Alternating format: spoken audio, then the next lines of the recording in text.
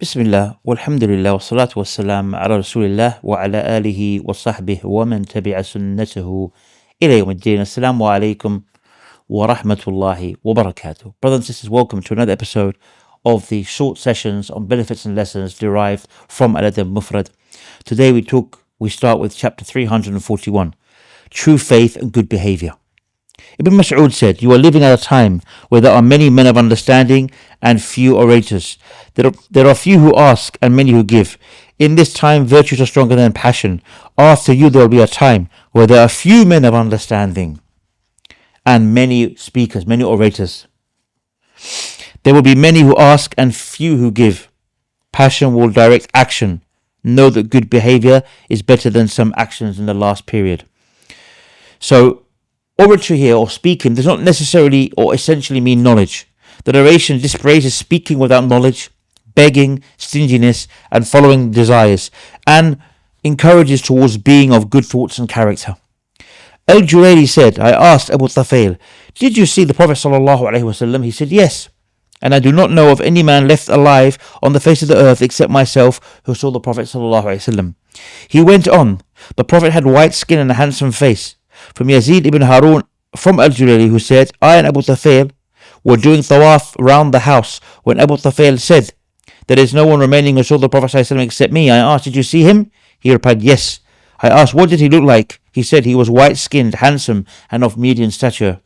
Ibn Abbas said, the Prophet ﷺ said, "True faith, right behavior, and being moderate make up 25th portion of prophethood."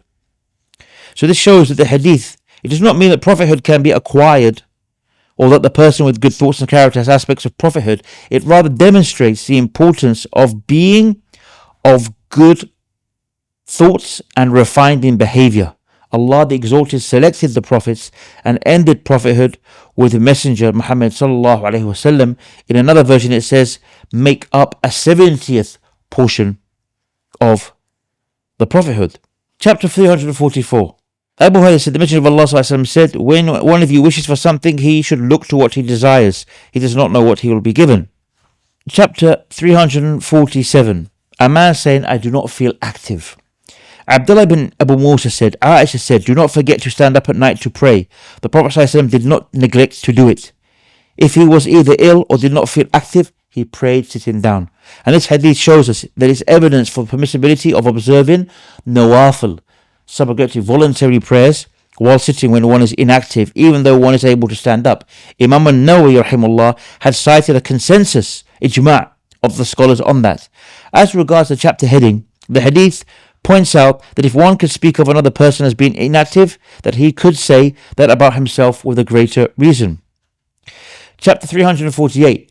The person who seeks refuge from laziness. Anas Ibn Malik said, the Prophet ﷺ used to say frequently, "O Allah, I seek refuge with you from worry, sorrow, incapacity, laziness, cowardice, avarice, being overburdened by debt, and being overcome by other men." So we see in this today's session, brothers and sisters, that again, over and over again, we see that true faith is equated with good manners. True faith is equated with good behavior. And this whole book has mentioned chapters already on that. But this just reminds us that we must always try to double check our character. And I advise myself before anyone else. We always try and reflect and judge ourselves or bring ourselves to account before we are brought to account in everything, but as well, importantly, our manners. If we want to have true faith, we have to have good character, good behavior. And until next time, inshallah, Assalamu alaikum wa rahmatullahi wa barakatuh.